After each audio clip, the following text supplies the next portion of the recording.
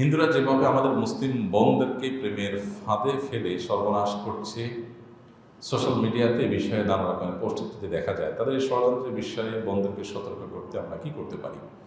শিক্ষার্থী মাদ্রাসা দেখুন, এই ধরনের অনেকগুলো পোস্ট আমারও নজরে পড়েছে, আপনাদের নজরে পড়েছে যে এ ধরনের দুর্ভাগ্যজনক, খুবই ন্যাক্কারজনক ঘটনা ঘটছে।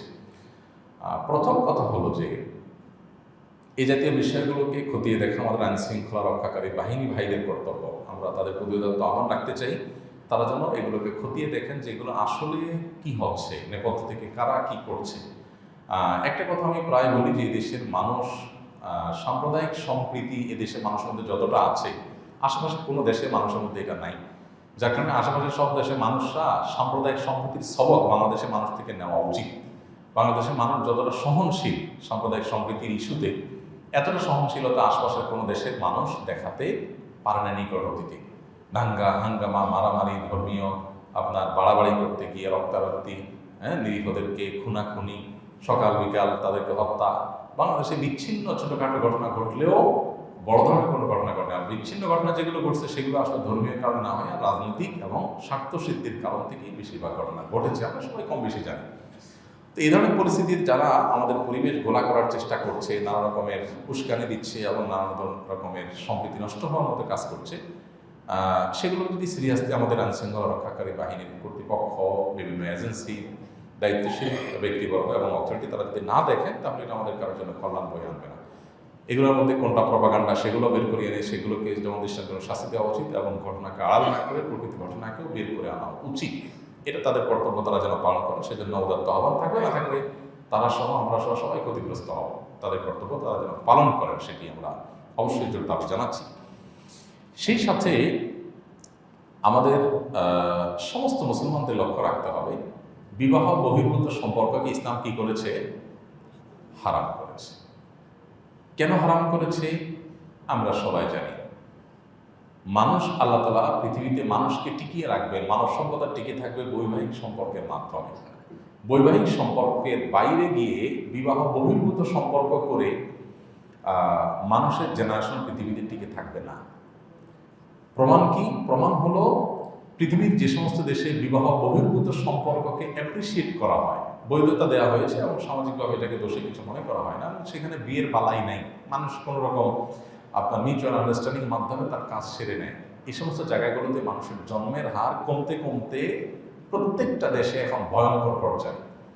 চায়নার মতো দেশে, যেখানে এত মানুষ, পৃথিবীর সবচেয়ে বেশি মানুষ ঘনবসতি এবং সবচেয়ে বেশি মানুষ যে দেশের, সেরকম দেশেও আপনার তারা ক্রাইসিসে থাকছে, সন্তান জন্মের হার কমে গেছে এবং প্রণোদনা দিয়ে সরকার সন্তান জন্মের হার বাড়াতে পারছে না। জেনারেশনের গ্যাপ তৈরি হচ্ছে, কলকারখানা, দেশ চালানোর মতো লোক পাচ্ছে না, বাহির থেকে লোক আনতে হচ্ছে পৃথিবীর অনেক উন্নত দেশকে। কেন? তাদের দেশে তো এই ক্রাইসিসগুলো ছিল না। কারণ যদি 5টা কারণ থাকে, তার মধ্যে একটা কারণ হলো বিবাহ বহির্ভূত সম্পর্ক হলে মানুষের বাচ্চা কাচ্চা নেওয়ার প্রয়োজন অনুভব করে না, টেন্ডেন্সিটা নষ্ট হয়ে যায়। বৈবাহিক সম্পর্কে যেটা হয়, বিবাহ বহির্ভূত সম্পর্কে সেটা হয় না, কারণ একে অন্যের মধ্যে বিশ্বাসই তৈরি হয় না। বিবাহের মধ্যে আল্লাহ তাআলা বরকত দিয়েছেন। কোরআন আল্লাহ তাআলা বলেছেন, ওয়াজআলা বাইনাহুমা মাওয়াদ্দাতান ওয়া রাহমা। স্বামী স্ত্রী উভয়ের মধ্যে বৈবাহিক সম্পর্কের মাধ্যমে অটোমেটিক স্বয়ংক্রিয়ভাবে আল্লাহ তাআলা এক ধরনের হৃদ্যতা এবং ভালোবাসা সৃষ্টি করে দেন। যে লোকটা বিবাহের আগ্রহ অনুষ্ঠানের 5 মিনিট আগেও অপরিচিত মানুষ ছিলেন, যে নারী পুরুষ, তাদের একজনের সাথে আরেকজনের কোনো রিলেশন ছিল না, শুধুমাত্র বিবাহের আগ্রহটা পড়ানো হলো, বিবাহটা সম্পন্ন হয়ে গেল, সাথে সাথেই অলৌকিক এবং অবর্ণনীয় একটা সম্পর্ক, একে অন্যকে মিস করা, ভালোবাসা, এটা তাদের মধ্যে কিন্তু জেগে উঠে, তাই না?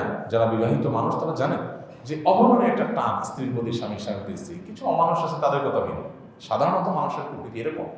তো এই যে জিনিসটা, বিবাহ বহির্ভূত সম্পর্ক বছরকে বছর ধরে যদি কোনো রিলেশনে থাকে কেউ, এই জিনিসটা হয় না। এই জন্য আপনি দেখবেন বৈবাহিক জীবনে স্বামী স্ত্রী একে অন্যের প্রতি অবিচার করা, জুলুম করে হত্যা করা, খুন করা, মারাত্মক পর্যায়ে চলে যাওয়া, এরকম পরিস্থিতি লাখে, কোটিতে, হাজারে আপনি খুঁজে পাবেন খুব অল্প স্বল্প।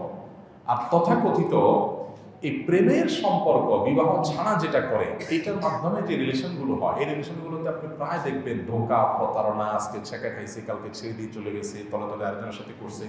বৈবাহিক জীবনেও হয়, কিন্তু এখানে তার তুলনায় অনেক বেশি হয়। কারণ স্বামী স্ত্রীর পরস্পরের সম্পর্কের মধ্যে সামাজিক একটা কমিটমেন্ট থাকে।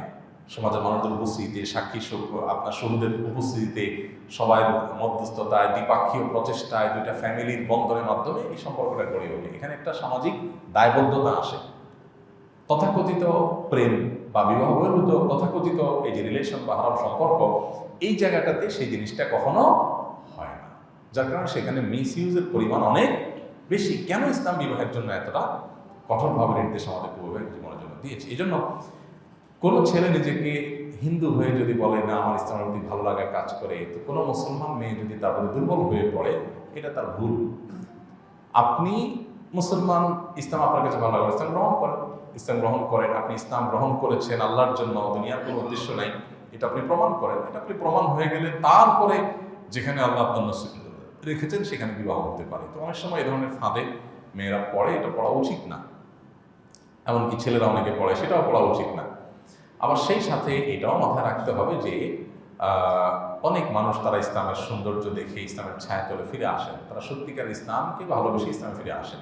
তো এই সত্য মিথ্যা নিরূপণ করার মতো সময় সুযোগ আমাদের নিতে হবে, তাহলে সেক্ষেত্রে ভুলগুলো হবে না। সবচেয়ে বড় কথা হলো যে বিবাহ বহির্ভূত সম্পর্ককে আমি না করলেই এই সমস্যাগুলোর সমাধানের পথ এমনিতেই চলে আসবে। এই জাতীয় যত কেস, যত ঘটনা আমি দেখেছি সোশ্যাল মিডিয়াতে, কোনটা সত্য কোনটা মিথ্যা তো আল্লাহ ভালো জানে, আমি তার পরখ করতে পারি না, কিন্তু জেনারেলি দেখার পর আমি দেখেছি যে প্রায় 99% বিষয়গুলো হলো বিবাহ বহির্ভূত।